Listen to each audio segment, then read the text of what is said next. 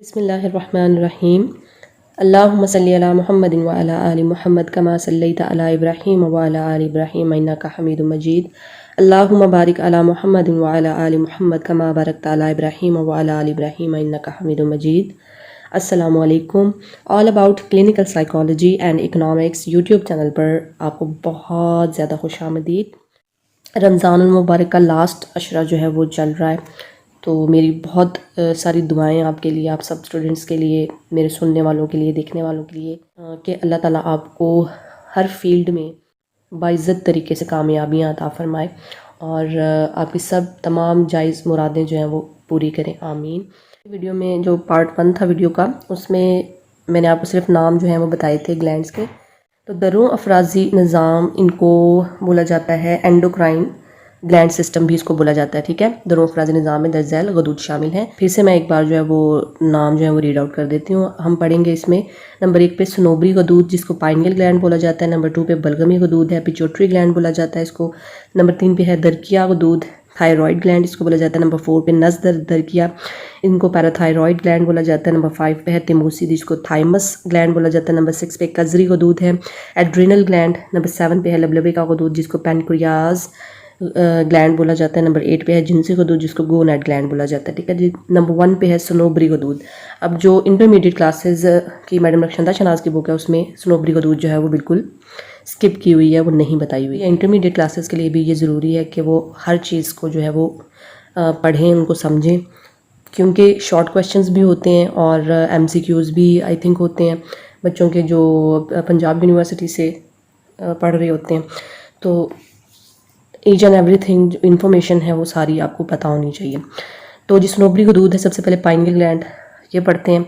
ये गदूद अकबी या कजाली फेस यानी ऑक्सीपिटल लोब के पास पाया जाता है। किसी चीज़ के बारे में मालूमात हासिल करना और जहन नशीन करना सनोबरी गदूद के हार्मोन की वजह से मुमकिन होता है, क्योंकि हमने जो भी चीज़ मेमोराइज़ करनी है, कोई चीज़ के बारे में हम मालूमात हासिल करते हैं, फिर उसको मेमोराइज़ करते हैं, याद करते हैं, तो वो सनोबरी गदूद के हार्मोन की वजह से मुमकिन होता है, ठीक है। लेकिन इसके वज़ाइफ का हतमी फ़ैसला ताहाल नहीं हो सका, यानी कि इसके और भी वज़ाइफ हैं लेकिन उनका अभी तक हतमी फ़ैसला नहीं हो सका, नहीं पता लगा कि ये और किन किन चीज़ों में मददगार साबित होती है सनोबरी गदूद, ठीक है।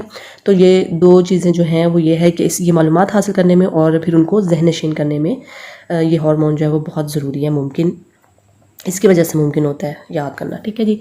तो सनोबरी गदूद होगी, पाइनियल ग्लैंड। नेक्स्ट नंबर 2 पे हमारे पास है बलगमी गदूद, इसको पिट्यूटरी ग्लैंड बोला जाता है। ये बहुत बहुत बहुत इंपॉर्टेंट पिट्यूटरी ग्लैंड है, क्योंकि इसको मास्टर ग्लैंड बोला जाता है और ये बहुत इंपॉर्टेंट पॉइंट है। इसको आपने बहुत अच्छी तरह से और बिल्कुल एज इट इज़ जो है वो याद करना है और ये बहुत ज़रूरी है, ठीक है, इंपॉर्टेंट है। तो जी बलगमी गदूद, पिट्यूटरी ग्लैंड, ये गुद्दा दिमाग की कन पट्टियों यानी टेम्पोरल लोब के पास, टेम्पोरल लोब के ऊपर सिदगी फिस में बसरी के आज़मा के पास पाया जाता है। इसका साइज़ मटर के दाने के बराबर होता है, यानी कि जितना मटर का दाना होता है ना, उसका साइज़ उसके बराबर है। इसका वज़न जो है वो 0.57 ग्राम है। मोटाई इसकी 10/13 mm है और लंबाई 1 सेंटीमीटर होती है। इसे हाइपोफाइसिस भी कहते हैं। ये गुद्दा कई किस्म के हार्मोन्स पैदा करता है। इसके हार्मोन क्योंकि दूसरे गदूद की कारकर्दगी को भी मुतासर करते हैं, इसलिए इसे मास्टर ग्लैंड भी कहा जाता है। तो ये चीज़ें आपने याद रखनी है। इसके 2 हिस्से हैं और एक पतली सी झिल्ली इन दोनों हिस्सों को अलग कर देती है। इसके दोनों हिस्से कई हार्मोन खारिज करते हैं जिनकी तफसील दर्ज झैल है। Hormones of anterior lobe. अब जो इंटरमीडिएट क्लासेस की पार्ट 1 की जो बुक है मैडम रक्षंदा शनाज की, उसमें ये वाला जो पोर्शन है वो डायरेक्टली उनको एक्सप्लेन करना जो है वो शुरू कर दिया गया है। हार्मोन्स ऑफ एंटीरियर लोब, यानी कि ये हेडिंग इसमें नहीं मौजूद। तो जी हार्मोन्स ऑफ एंटीरियर लोब ये होते हैं अगले हिस्से के हार्मोन, इनको बोला जाता है, जो कि ग्रोथ हार्मोन है। बलगमी गदूद का अगला हिस्सा 5 किस्म के हार्मोन खारिज करता है जो अलग अलग अफ़आल सरअंजाम देते हैं, यानी अलग अलग किस्म के काम जो है वो सरअंजाम देते हैं। तफसील दर्ज झैल है। कौन से वो 5 अगले हिस्से के हार्मोन हैं? वो हैं जी नंबर 1 पे जिस्मानी नशोनुमा का हार्मोन जिसको ग्रोथ हार्मोन कहते हैं और सिंपल फॉर्म में इसको बोलते हैं GH, ठीक है। नंबर 2 पे है गुद्दे की अपनी नशोनुमा का हार्मोन यानी थायरोट्रॉफिक हार्मोन।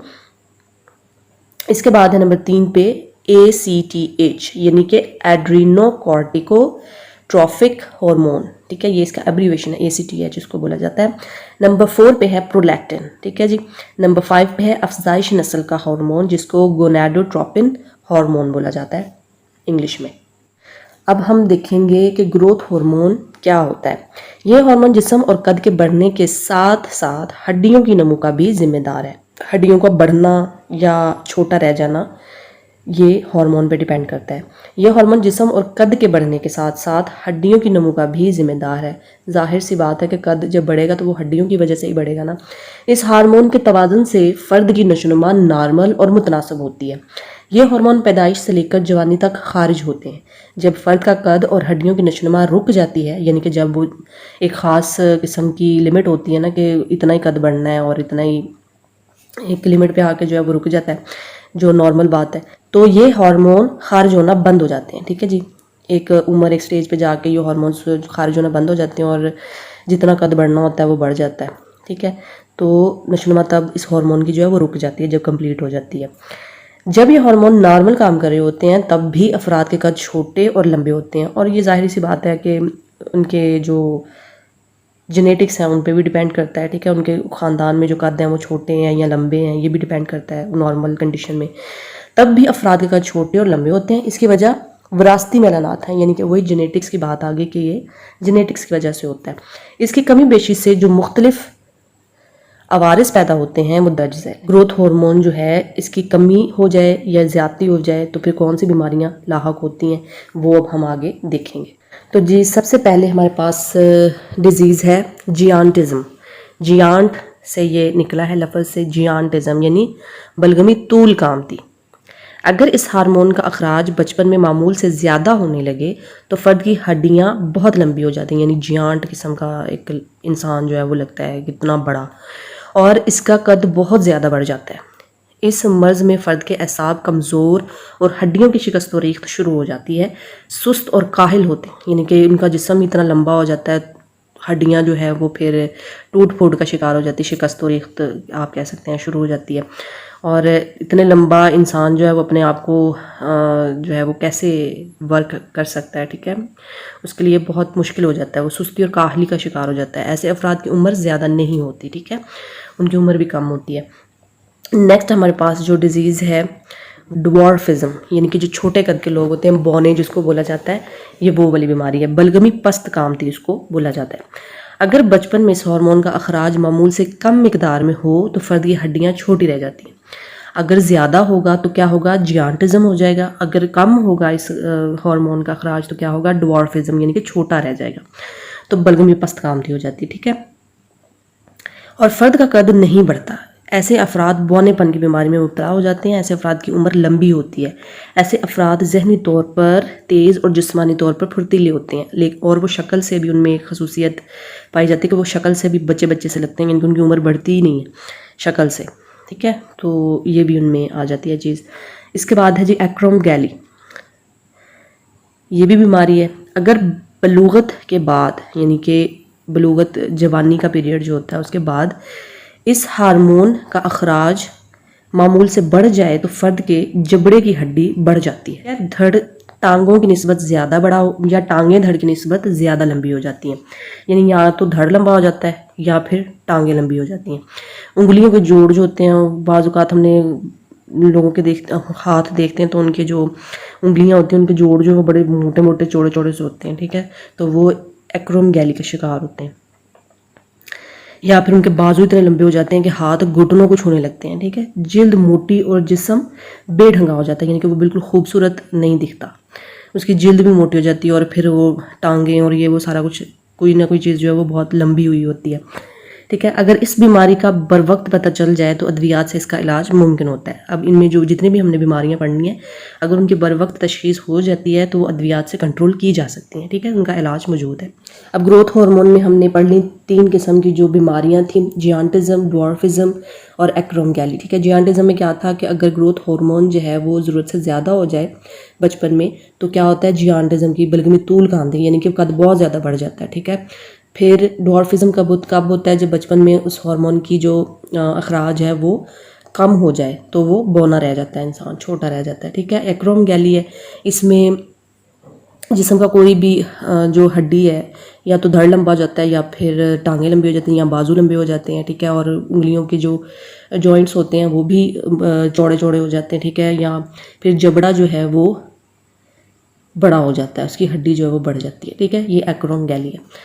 तो ये था जी क्विक रिव्यू इन तीनों का। इंटरमीडिएट क्लासेस के बच्चे हैं उनके लिए ये तीनों बीमारियां जो है और ग्रोथ हार्मोन पिट्यूटरी ग्लैंड में, ये बस इतना ही उन्होंने दिया हुआ है, ठीक है।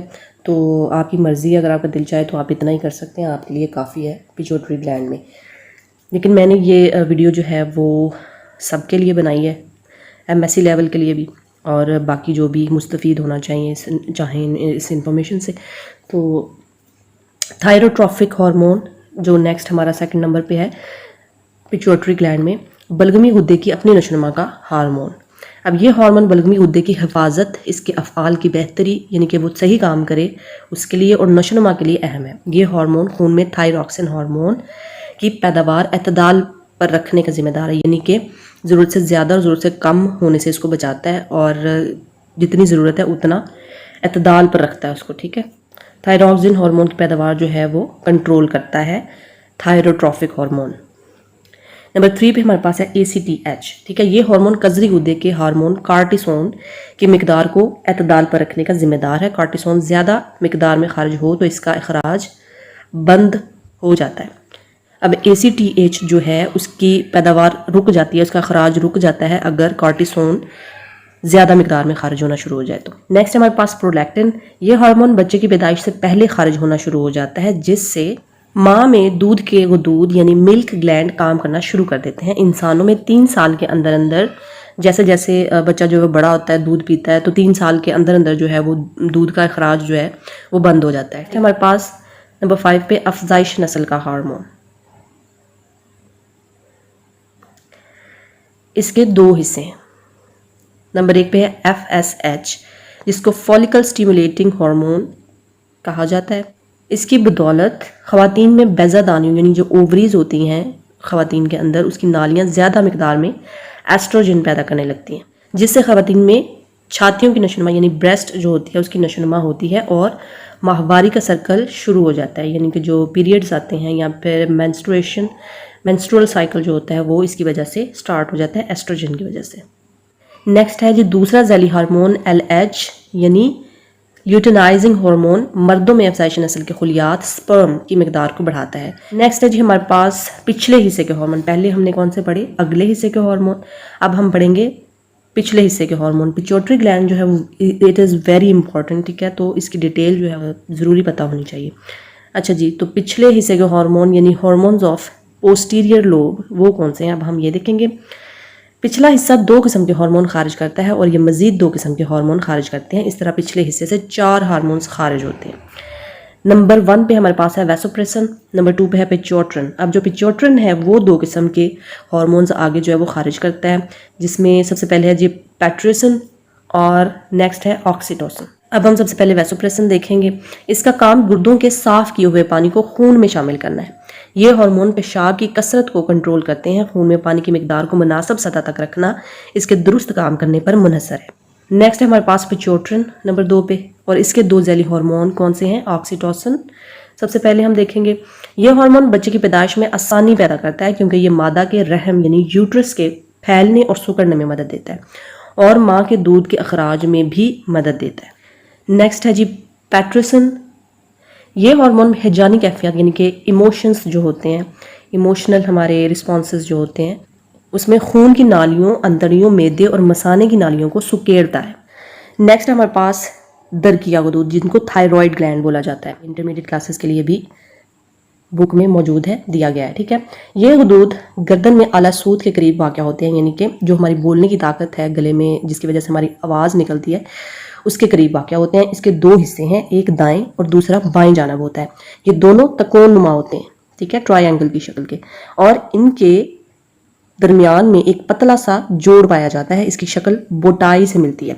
इस गदूद का अहम हार्मोन थायरॉक्सिन है। इसके 2 हार्मोन्स हैं, थायरॉक्सिन है और एक और है जो एंड पे मैं आपको वो भी बताऊंगी, ठीक है। थायरॉक्सिन सबसे पहले ये मेटाबॉलिज्म को कंट्रोल करता है, खुलियात की तामीर और तखरीब यानी कि नए खुलियात को बनाना, ठीक है, उसमें तवाज़ुन पैदा करना, ये भी इसका काम है। और एसाब की मुनासिब कारकर्दगी यानी कि जो हमारी नर्व्स हैं उसकी बेहतर कारकर्दगी भी इसके ज़िम्मे होती है। और इसमें इतदाल का ज़िम्मेदार होता है, ठीक है, बैलेंस रखता है हर चीज़ में। जिल्द और बालों की सेहत के लिए थायरॉक्सिन जो है वो बहुत अहम है और जिस्मानी और जहनी नशोनुमा को भी मुतासर करता है।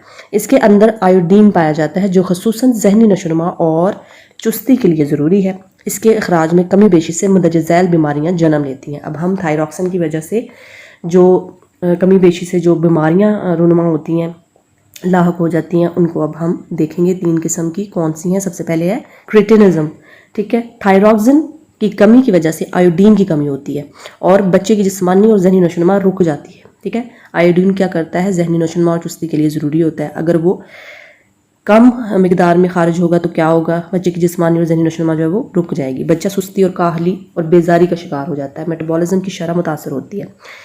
मुनासिब वक्त पर तशखीस से बीमारी पर अद्वियात से काबू पाया जा सकता है। अब है नेक्स्ट मैक्सिडेमा। थायरॉक्सिन की वजह से जो बीमारी होती है, दूसरी बीमारी, जवानी में अगर थायरॉक्सिन हार्मोन कम मिकदार में खारिज होना शुरू हो जाए तो फ़र्द का निज़ाम असली मुतासर होता है। अब ये जवानी की बात हो रही है, ठीक है। जो क्रिटेनिज्म था वो बचपन में है क्योंकि बच्चे की बात की है। और मैक्सिडिमा क्या है, जवानी में अगर थायरॉक्सिन हार्मोन के कम मिकदार में खारिज होना शुरू हो जाए तो फ़र्द का निज़ाम असबी मुतासर होता है, यानी कि नर्वस सिस्टम जो है वो मुतासर होता है, इफ़ेक्ट होता है। जहनी सलाहियतें मांद पड़ जाती हैं, बाल झड़ने लगते हैं, सुस्ती छा जाती है, भूख ज़्यादा लगती है और जिसकी वजह से वज़न बढ़ जाता है, ठीक है जी, मैक्सिडिमा। नेक्स्ट तीसरी जो बीमारी है वो है गोइटर यानी गिलहड़ की बीमारी। थायरॉक्सिन हार्मोन अगर मामूल से ज़्यादा मिकदार में पैदा होने लगे तो मेटाबॉलिज्म में तेज़ी आ जाती है। फ़र्द में बेचैनी और इंतशार की कैफियत पैदा हो जाती है कि आंखें बाहर को उबल पड़ती हैं, यानी कि जिनको गिलहड़ होता है ना, उनकी आंखें भी, अगर आप खुदा न खास्ता अल्लाह न करे किसी को हो, उनकी आंखें भी बहुत मोटी मोटी सी और ऐसे लगता है जैसे बाहर को आई हुई हैं, ठीक है, बाहर को उबल पड़ती हैं। और गले के गदूद जो होते हैं वो वाज़ह तौर पर बड़े हुए नज़र आते हैं, ठीक है। उनका गला भी जो है वो स्वेल हुआ होता है, ठीक है। वो जो होती हैं वो गदूद होती हैं जो फूल जाती हैं। फ़र्द का वज़न बतदरीज कम होने लगता है, हाथों पर राशा तारी हो जाता है, दिल की धड़कन में तेज़ी आ जाती है। राशा यानी कि हाथ जो हैं वो कांपना शुरू हो जाते हैं और दिल की धड़कन जो है वो भी तेज़ हो जाती है। एक थायरॉक्सिन था, अब ये दूसरा है थायरोग्लोबुलिन, ठीक है। थायरोग्लोबुलिन दूसरा हार्मोन है जो थायराइड ग्लैंड में पाया जाता है। दरकिया गदूद का दूसरा हार्मोन लहमियात पैदा करता है जो जिस्मानी और जहनी नशोनुमा में अहम किरदार अदा करते हैं, जिनको प्रोटीन्स बोला जाता है, आई थिंक, ठीक है जी। नंबर 4 पे अब हमारे पास ग्लैंड आ गई है, वो है जी नज़्द दरकिया गदूद या नज़्द दरकिया गदूद, सेम ही बात है। पैराथायरॉइड ग्लैंड इनको इंग्लिश में बोला जाता है, ठीक है। ये गदूद तादाद में 4 होते हैं और दरकिया गदूद की पिछली तरफ पाए जाते हैं। पहले हमने दरकिया पढ़ी ना, अब हम नज़्द दरकिया पढ़ रहे हैं। तो ये गदूद तादाद में कितनी है, 4 हैं और दरकिया गदूद की पिछली तरफ पाई जाती हैं, ठीक है। नज़्द दरकिया गदूद जो है 2 दरकिया गदूद के ऊपर और 2 नीचे वाक़या होती हैं, यानी नज़्द दरकिया गदूद जो हैं वो दरकिया गदूद की 2 ऊपर वाली साइड पे और 2 नीचे वाली साइड पे होती हैं। नेक्स्ट है जी, ये गदूद पैराथायरॉक्सिन हार्मोन पैदा करते हैं। पैराथायरॉइड ग्लैंड जो है वो पैराथायरॉक्सिन हार्मोन पैदा करते हैं। इनका अहम काम मेटाबॉलिज्म को कंट्रोल करना है। इसकी ज़्यादा मिकदार में खारिज होने से खून में कैल्शियम की मिकदार बढ़ जाती है। इज़लात की मुनासिब कारकर्दगी, खून के अंजुमात यानी खून का जो जमना होता है और हड्डियों की मुनासिब नशोनुमा में इसका किरदार बहुत अहम है। नेक्स्ट हमारे पास नंबर 5 पे थाइमस ग्लैंड, जिनको तैमूसी गुद्दा बोला जाता है। नंबर 5 पे ये गुद्दा छाती में पाया जाता है, यानी ब्रेस्ट के अंदर, जो औरतों की ब्रेस्ट होती है उसके अंदर ये ग्लैंड जो है वो मौजूद होती है और तनफ़्फ़ुस यानी सांस लेने की जो हमारी सलाहियत होती है उससे मुतल्लिक़ा काम जो है उसको कंट्रोल करती है। और इसके भी जो मुकम्मल अफ़आल हैं या ये जो काम करता है ये ग्लैंड पूरी तरह से ज़ाहिर नहीं है, वाज़िह नहीं हो सका। इसका ताहाल इल्म नहीं है कि ये कौन कौन से और काम जो है वो सर अंजाम देता है। जितना पता चला है वो इतना ही पता चला है कि जी ये गुद्दा जो है वो औरतों में छाती के अंदर जो है वो मौजूद होता है और तनफ़्फ़ुस से मुतल्लिक़ अफ़आल को कंट्रोल करने का बाइस बनता है, ठीक है जी। अब जो नेक्स्ट नंबर 6 है कज़री गदूद, वो मैं नेक्स्ट वीडियो में आपको इंशाल्लाह बताऊंगी और आपने एंड पे मुझे लाजमी कमेंट करके ज़रूर बताना है कि वीडियो आपको कैसी लगी और वीडियो को लाइक करना बिल्कुल ना भूला करें, ठीक है। I will wait for your comment. कि वीडियो कैसी लगी और नेक्स्ट चैप्टर आपको कौन सा चाहिए ये भी आप मेरे साथ ज़रूर शेयर करिएगा, ताकि मैं नेक्स्ट आपके लिए नोट्स जो हैं वो बनाऊँ और शेयर करूँ। सो जी दुआओं में याद रखिएगा। अल्लाह हाफ़िज़।